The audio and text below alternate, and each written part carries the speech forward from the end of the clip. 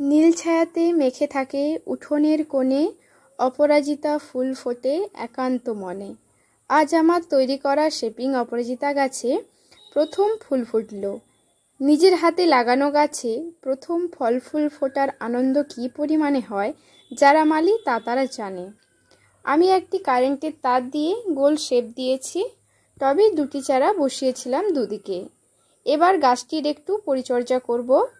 গাছটিকে আরও বুশি করার জন্য নিচের দিকের পাতা ও ডালগুলি কেটে দিলাম, উপরের ডালগুলি রেখে দেব।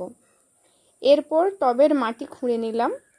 ফুলের জোর বাড়াতে দিলাম 1/2 চামচ লাল পটাশ আর দিলাম 1/2 চামচ 10-26-26। এর ফলে গাছে ফুলের সংখ্যা আরও বাড়বে। আর গাছের ভালো বৃদ্ধির জন্য দিলাম 1/2 চামচ হাড় গুঁড়ো। এরপর মাটির সাথে সারগুলি ভালো করে মিশিয়ে নিলাম। খাবার দিলেই দিতে হবে জল। জল দেওয়ার পর দেখে নিতে হবে ড্রেনেজ ঠিকমতো আছে কিনা। এরপর আরও ফুলের জন্য অপেক্ষা করতে হবে। ভিডিওটি ভালো লাগলে একটি সাবস্ক্রাইব ও লাইক করে দেবেন।